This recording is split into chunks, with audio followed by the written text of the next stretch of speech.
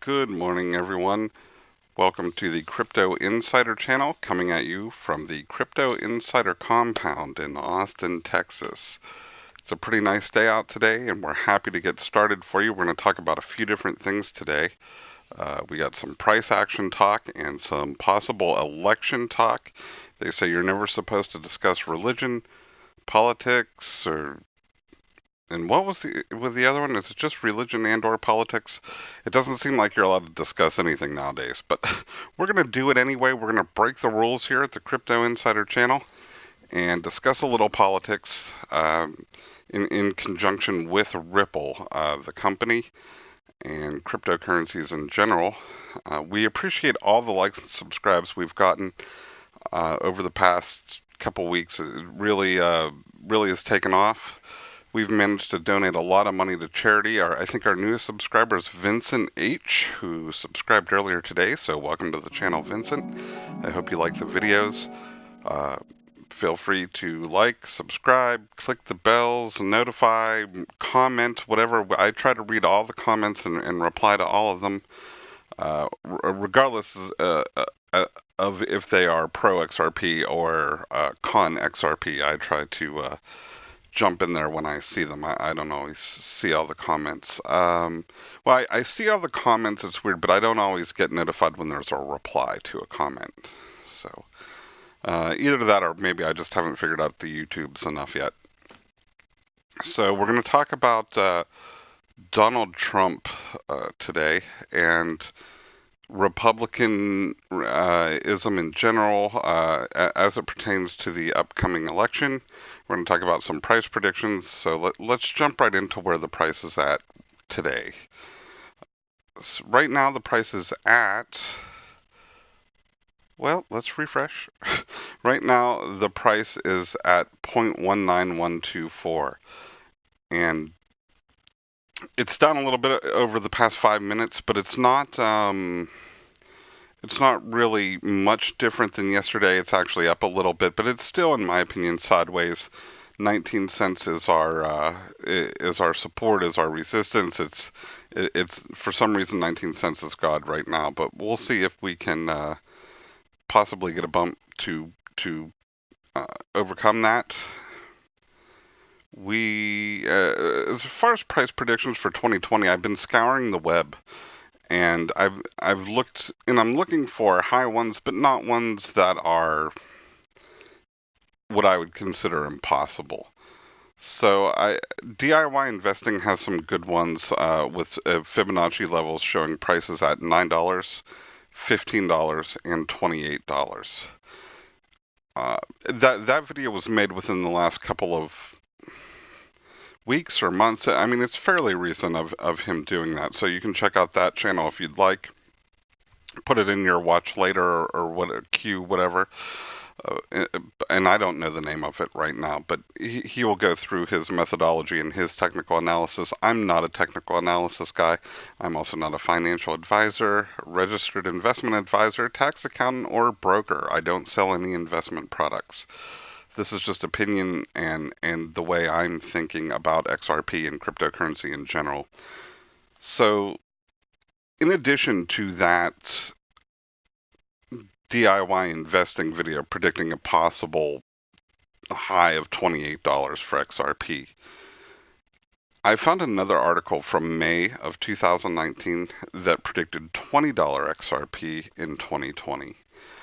So that's interesting where we start to have two separate sources intersect. I've seen a few other places predicting highs of 40 and lows of 7 cents.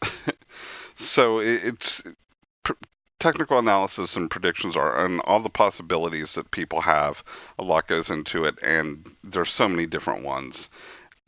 Cryptocurrency is something I don't like to try to predict more than I don't make any predictions at all. I just talk about other people's predictions, but more than a month out or or two. When people try to start predicting what XRP is going to do in the year 2025, I I I'm very skeptical of it, simply because the entire market's only been around since 2009. to try to predict what something's going to do 5 years from now, even in a traditional market that's not volatile, is kind of difficult because we don't know what's going to happen. I see World War III is trending on Twitter. If World War III breaks out, then let me tell you what, all bets are off for the prices of cryptocurrency, traditional assets, the value of fiat. All of that's up in the air at that point. So we don't know. And technical analysis can't predict that for us. But the highest I've seen, like I said, that personally feel that are obtainable is $20 to $28. $28 would give us about a 200% increase from where we are now. I made another video saying there could be a 175% increase a while back. And I'm not advocating that that's exactly what the price will be. I'm just saying that's what somebody's predicting. Let's hope so. $10 would be a very welcome level for a lot of us in the space. I can tell you that. So before we dive into the politics of what could possibly happen in the upcoming year, I just want to say that I don't encourage tribalism either between the cryptocurrencies or politics. And I will preface this by saying I personally did not vote for Donald Trump, but don't cheer me on yet because I did not vote for Hillary Clinton either. I think they're both bad leaders for a variety of reasons. That being said, I've got to deal with what's in front of me, and what's in front of me is Donald Trump. And I think maybe he's learning that he probably would have rather just been happy being a New York billionaire rather than the president of the United States. But we'll see what happens with that. So I'm not very pro Donald Trump, and I'm definitely not very anti Donald Trump. Let's just see what happens. We can only judge one decision at a time. But there are some interesting parallels between Donald Trump and Ripple, and I think we should explore them. We know that the USA is lagging behind other countries in cryptocurrency regulation. So a representative from Arizona named Paul Gosar introduced a draft bill to add more regulatory clarity within the cryptocurrency industry. Now, I covered this briefly before in another video, but I want to go through it again just to refresh us. I'm not going to read each word to you from the draft bill. I don't think it's actually been introduced. If you go on the .gov website, it doesn't even come up. So right now, with a Democrat-controlled Congress, it may never get anywhere because I'm sure they don't like Paul Gosar, and we'll get into that in a moment. But he introduces a draft bill to add more regulatory clarity within the industry. The goal will be to decide which federal agencies are responsible for cryptocurrency regulation. Rules will be initiated that would require all cryptocurrencies and digital currency transactions to be traced, which is odd to me because they're already public knowledge. I mean, they're in the public ledgers. Oh, the individuals facilitating the transactions similar to other traditional currency transactions. Well, in fiat, it's not really traced all that well, which is why more illegal activity happens in fiat cash than it does in all of the crypto coins combined. I would imagine probably on a daily basis there's more illegal transactions in fiat cash in the United States than the entire market cap of all the cryptocurrencies combined would be my guess. So it involves creating a crypto, kind of like a crypto czar, and then deciding which cryptos are going to be reported under which agency. So each with its own federal crypto regulator. So I guess we were calling them czars for a while. I don't know why we started that. I don't know the political connotations of that or why we started it. It's probably a bad idea. So what he's proposing are crypto commodities, a segment related by the Commodities Future Trading Commission, CTFC, Uh, Crypto commodity is defined as economic goods or services. Cryptocurrencies. This segment will be regulated by the Securities and Exchange Commission, SEC. Cryptocurrencies is defined as a representation of U.S. currency, synthetic derivatives resting on a blockchain. Crypto securities. This segment will be regulated by the Financial Crimes Enforcement Network. Crypto securities is defined as all debt, equity, and derivative instruments that rest on the blockchain. And what it means for businesses and investors that they will need to start taking more control over managing their cryptocurrency assets. I'm not even sure what that means. It'll will be imperative to track all transactions, account for assets, organize portfolios, and have all necessary information for filing taxes or general bookkeeping and accounting. And I'm guessing they're going to build those requirements into the exchanges. Certain reporting they already have. I think your exchange where you hold cryptocurrencies. If you sell over a certain amount, that will count as a capital gains event, taxable event, and they will tell the IRS if you're in the United States, and you'd better be prepared to report on it. Uh, the old days are gone. Is all I'm gonna say about that. All right. So we know Paul Gosar is a Republican from Arizona who's introducing some draft legislation to organize cryptocurrency. Uh, but what does if we can get this legislation through the democratically controlled Congress, which I'm doubtful of right now, just because everything's so polarized. Uh, and get it signed and up to the president, what does he think about cryptocurrencies? Well, what does he think about anything? um, whatever, regardless of what you think about Donald Trump, I'm trying to deal in facts and not feelings like, oh, I love Donald Trump, he's brilliant, or I hate Donald Trump, he's evil.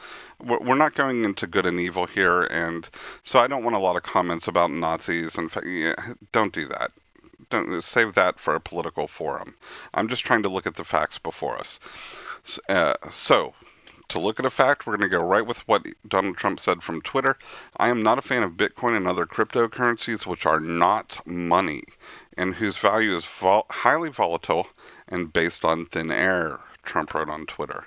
If Facebook and other companies want to become a bank, they must seek a new banking charter and become subject to all banking regulations, just like other banks, both national and international.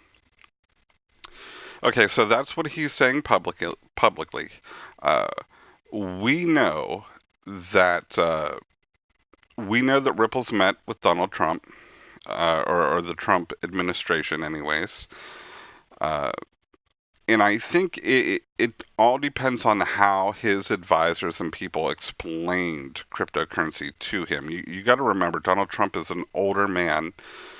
He's in his 70s, and he's from his particular investment. He does a lot of vice investments. So, other than real estate, he goes after things like Trump steaks, Trump cigars, airlines, vacations, hotels, casinos, things that people don't need to spend money on, but are kind of like secondary purchases that really thrive in good economies, and they're the first thing to be dropped in a bad economy. When it's just like your old household budget. When the money dries up for things, rather than cut the food budget, generally the piano lessons or karate lessons and things on the fringe get cut first. And he likes those businesses for some reason. He just does. I would love to talk. I mean, my mother's met with Donald Trump a few times. She's had an occasion to meet him, and she said he was very nice to her, and he would be because she's not in the political space at all or a public figure or anything like that. So because she can't blast him in any way, it doesn't really matter to him. But that being said, he talks about Facebook seeking a banking charter and becoming subject to all banking regulations. if they want to become a bank, and that's not what Facebook was proposing. I disagree with his assessment, and like I said, it depends on how his advisors presented blockchain and cryptocurrencies to him. It sounds like he thinks that it's just bits of digital data that people are producing out of thin air and saying this is valuable. Uh, it's a long stretch to get there, to get to that point. Obviously, there's nothing, money included,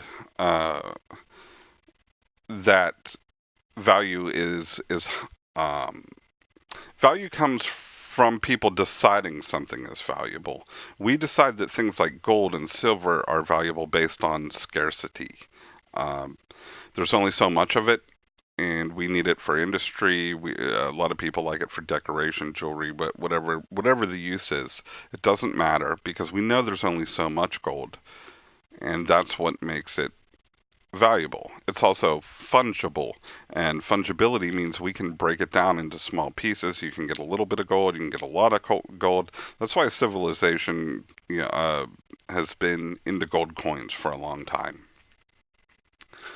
Uh, so there's that. I don't think it was explained well to him. If it was explained to him as a product offering or a solution that could solve existing problems, uh, such as greatly increasing payment settlement, which is a pain for financial industry titans, then I think he would have a more favorable view of it. But I think it was probably just presented wrong. Uh, I found this piece on blockler.com from Adam Drury. And one thing that I found very interesting about this was, beyond that, however, not much is known about the president's views on cryptocurrency. So this article might have even been pre-tweet. Some sources have reported on the close personal relationship between Ripple board member Ken Kersen and Donald Trump. Throughout the year, Ripple has been trying to avoid classification as a security by the SEC, and we're going to see probably fairly soon. A lot of people are predicting January, and there is a lawsuit that could be thrown out as early as the 15th that alleges that Ripple was selling unregistered securities. So if that lawsuit gets tossed, it's probably going to be a foregone conclusion that the SEC declares XRP not a security. The interesting part here was Ripple board member Ken Kersen and Donald Trump. I don't know where they're getting this, that they have a close personal relationship. So I hopped over to the Ripple.com board of directors page and took a look at Ken Kersen. He's the editor-in-chief at Observer Media. He wrote Esquire's Green column for 17 years, focusing on personal finance, investment, and tech. Green Magazine he founded. So he's a busy man, this Ken Kersen. But what the last article is saying, that he has Donald Trump's ear, and that's, I don't care what company you are, I don't care what industry you're in, that's what you want. You want somebody high up at the top that has the president's ear, because it's like competition. It's like trying to become a rock star in this space. You're trying to get your product and your mission and your company above the din of everyone else. Remember, there's so many people in the fintech space trying to get the ear of the president. If there is a close personal relationship between this Ken Kersen man and Donald Trump, things look good for Ripple. So I looked up Ken Kersen, and remember, he's the chief editor or whatever at Observer Media. Here's a screen grab from CNN, New York Observer. Trump offers purpose and unity. And then he goes on to compare Donald Trump, I think, in the same interview to Ronald Reagan. I think there's parallels between Ronald Reagan and Donald Trump, but again, they're definitely not the same person, and it's not a one-to-one comparison. I think Ronald Reagan was a bit more conservative than Donald Trump. These people trying to portray Donald Trump, both his base and his enemies are trying to portray him as this arch conservative. Those folks have obviously never heard of Jesse Helms, but that's a different story. So yeah, Ken Carson on CNN saying nice things about Donald Trump. We know how you get Donald Trump's ear and how you stay in Donald Trump's ear is by saying nice things about him. I don't care if you're a supporter or a detractor. There is no doubt that flattery will get you everywhere. So this is that in action, I think, and it's a it's a flattering thing to be compared to Ronald Reagan. So that statement that Ken Carson made goes further than that even. So lots of compliments from Ken Carson towards Donald Trump is a good thing. So Paul Gosar, the guy that introduced the legislation, I just wanted to check out some of his media on his website. And looking at the pictures, you can see he's at an IRS Tea Party rally here, shooting range grand opening, vet. So you can tell he's one of these sort of right. Just from the pictures, I'm going to guess he's more of a right-leaning pro Second Amendment, more into the libertarian space probably than the Republican space. So he by himself, I don't think, has a good chance at getting legislation through Congress. He needs a co-sponsor, somebody that can appeal to Democrats if he wants to get it anywhere anytime soon. But we got to remember, this is 2020. This is an election year, and so something Tulsi Gabbard said stuck out. She is a Democratic running for the president of the United States and the Democrat ticket. She's a veteran. She says this impeachment has greatly increased the likelihood of Trump re-election and GOP retaking House. Predicted Monday that it would be more difficult for House Democrats to remain in control of the House following passage of articles of impeachment against President Trump.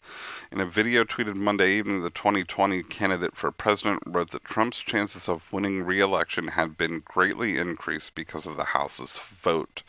Unfortunately, the House impeachment of the president has greatly increased the likelihood Trump will remain the president for the next 5 years. We all know that Trump is not going to be found guilty by the U.S. Senate, and I agree with Tulsi there. Republicans have the majority. They're not even going to look at this impeachment stuff. It's going to go right in the circular bin, and that will be the end of impeachment.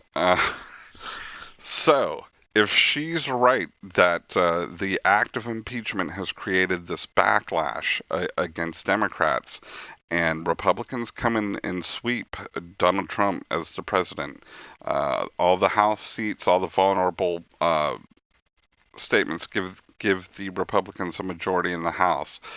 For some people, it'll be a nightmare, and for others, they'll be rejoicing. It's just the way it is with the tribalist way we are. But if that happens, then legislation from Congressman Paul Gosar has a much better chance at getting through, getting passed, and getting signed. I think if he got a co-sponsor and could get it through, Donald Trump would sign it, and we would have greater regulatory clarity from these agencies that are going to oversee those 3 sections of cryptocurrency that we talked about earlier, the SEC, and I forget what the other 2 were, but they would be empowered to make regulations around the coins.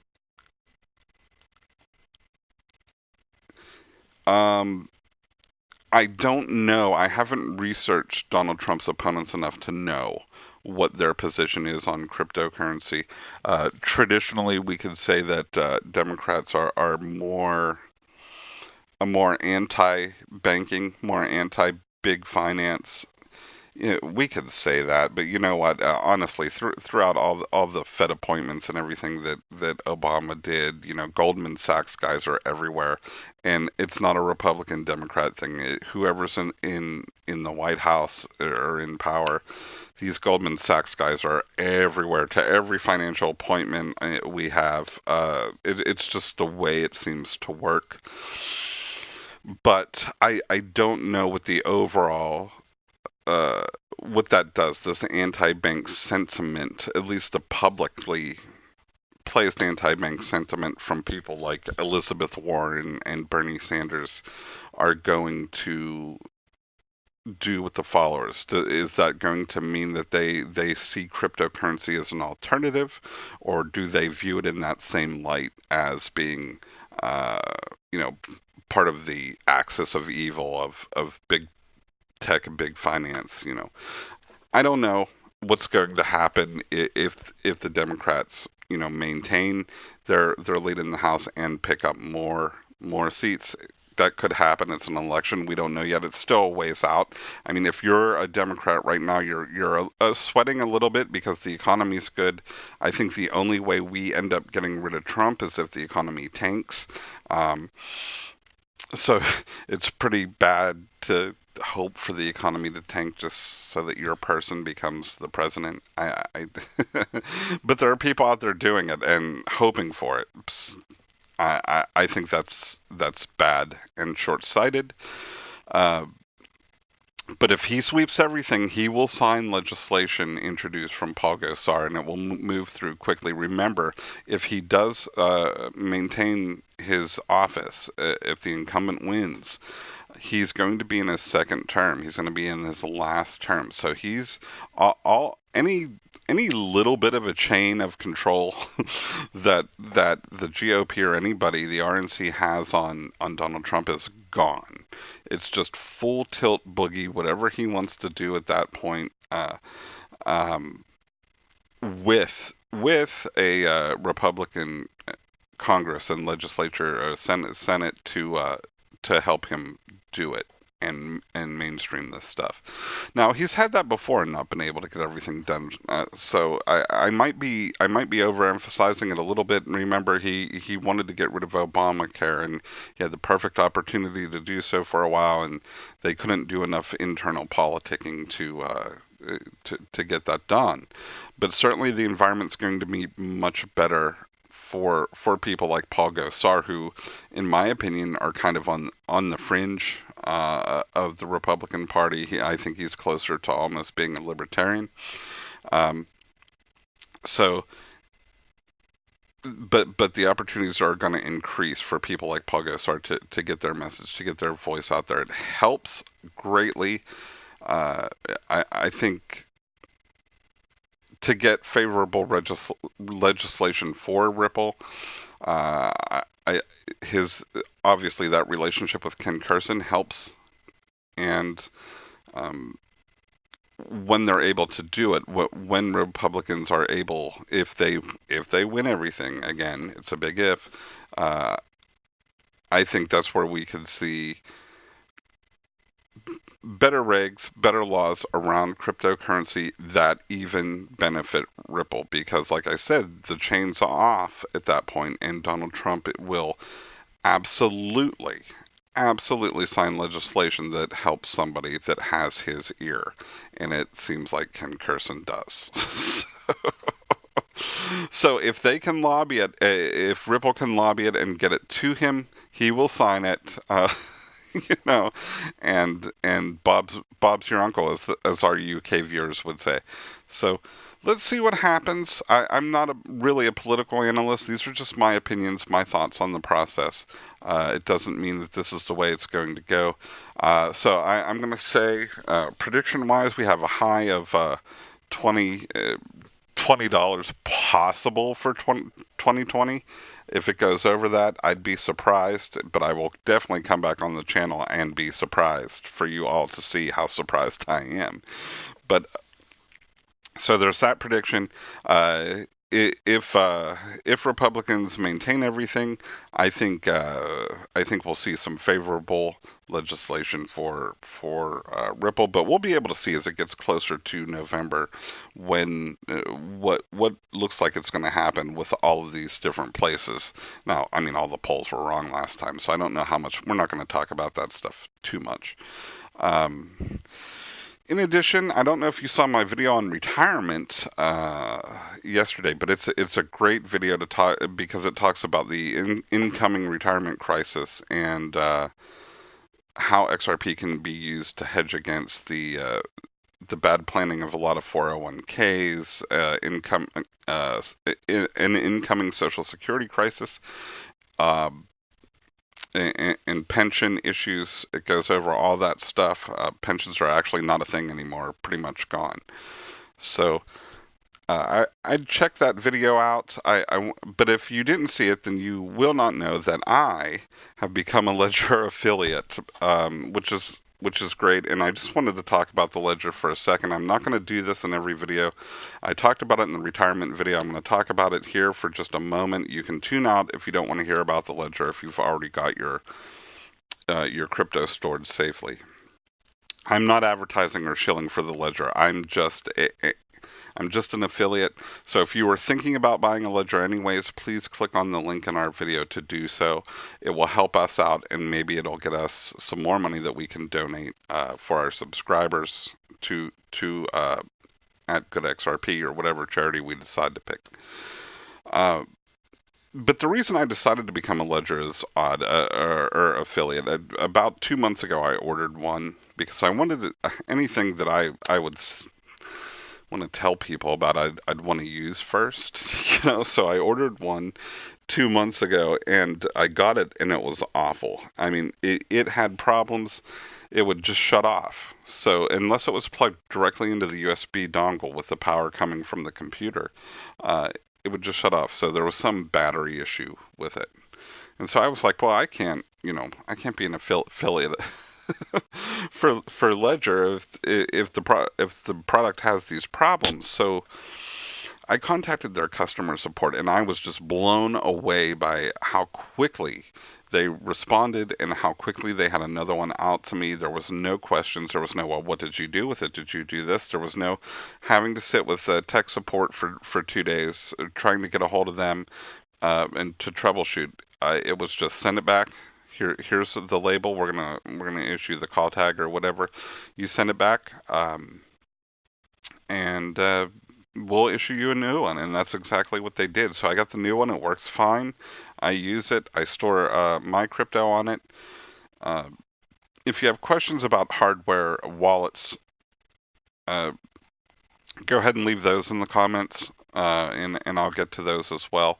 It doesn't have to be the Ledger even. It's the one that I'm most familiar with, but if you're considering any of them, let us know what you end up getting. You don't have to get the Ledger, and I'm not telling you to buy a Ledger. I'm just saying it's a good option. It's what a lot of people in the community use. I like it. I don't have any problems with it. It's got some good companion apps, and depending on which one you get, the Ledger Nano X has Bluetooth compatibility, so you can actually get an app for your phone to interact with it.